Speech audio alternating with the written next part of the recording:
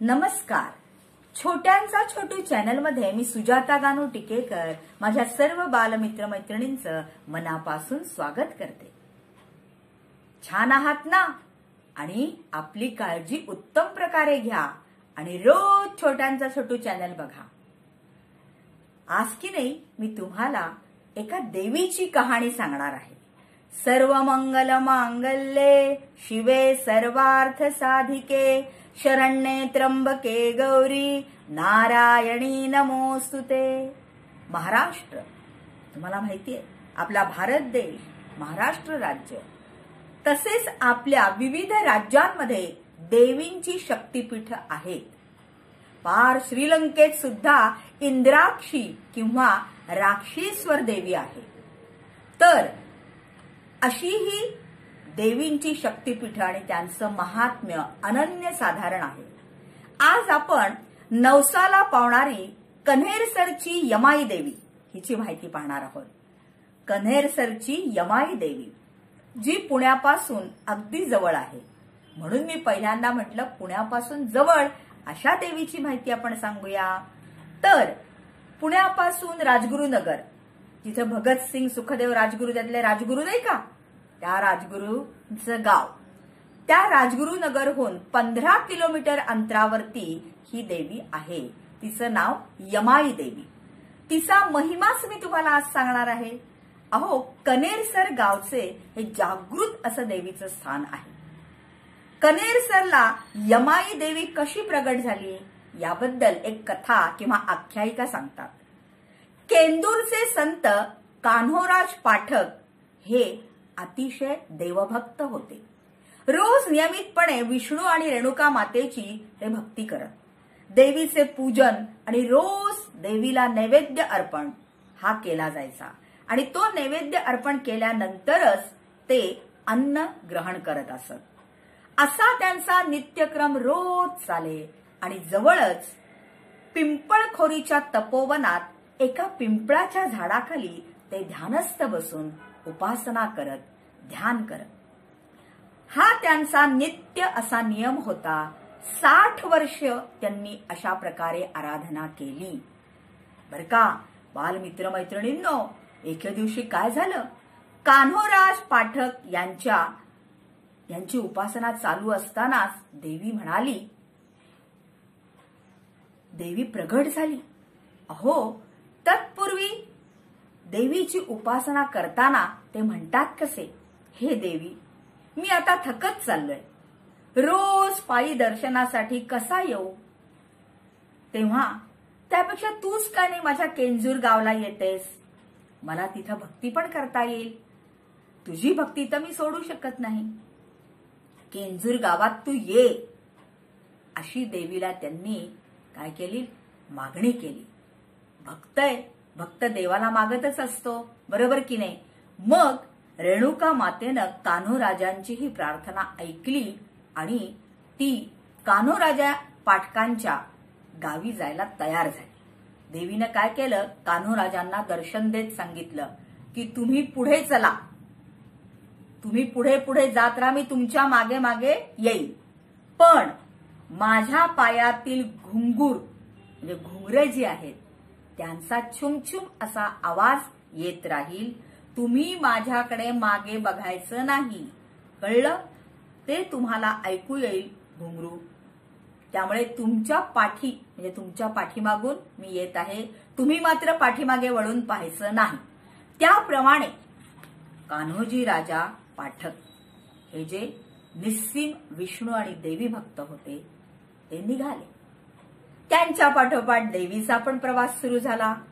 पाबळ मार्गे केंदूरला जाण्यासाठी कन्हेरसर रस्ता होता, आजही आहे. कान्होराज या रस्त्याने निघाले, पण घुंगरांचा कानोसा ते घेतच होते. ते पुढे पुढे चालत चालत चालत असताना जालिंद्रनाथ मंदिरापाशी पोचले. तेव्हा घुंगराचा आवाज येईनसा झाला. तशी ते पुन्हा कन्हेरसरला निघाले.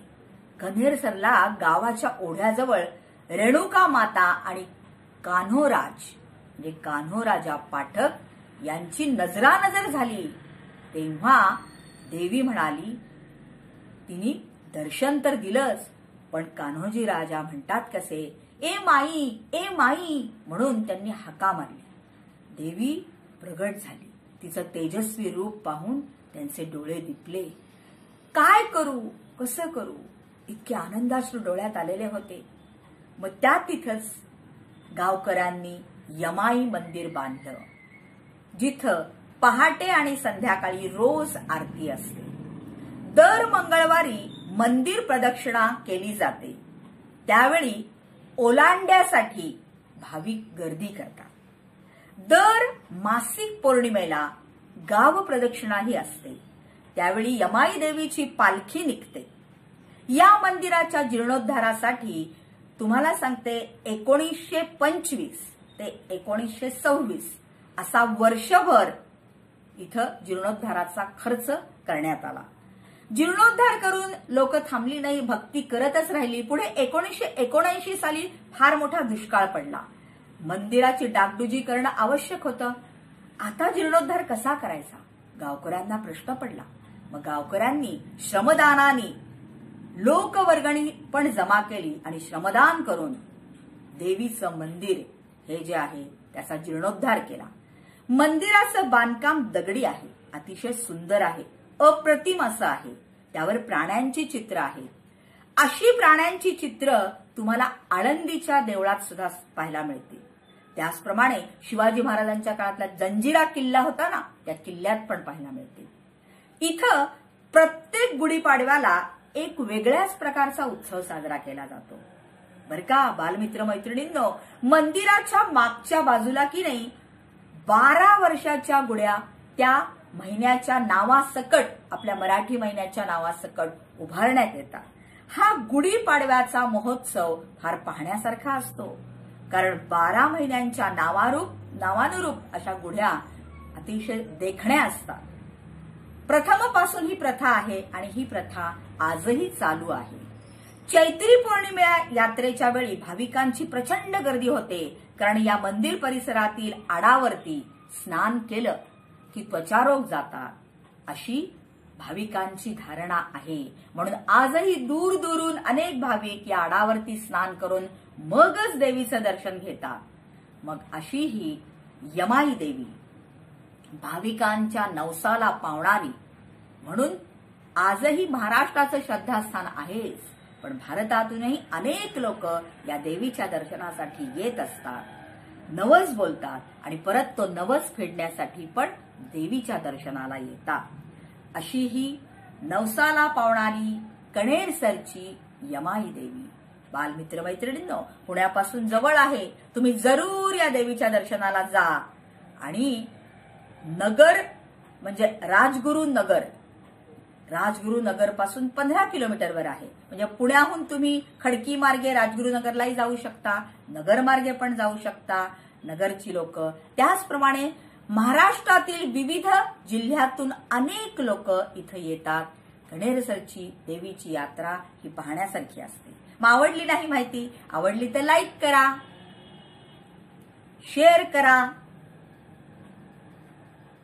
आणि हो, सबस्क्राईब करायला विसरू नका.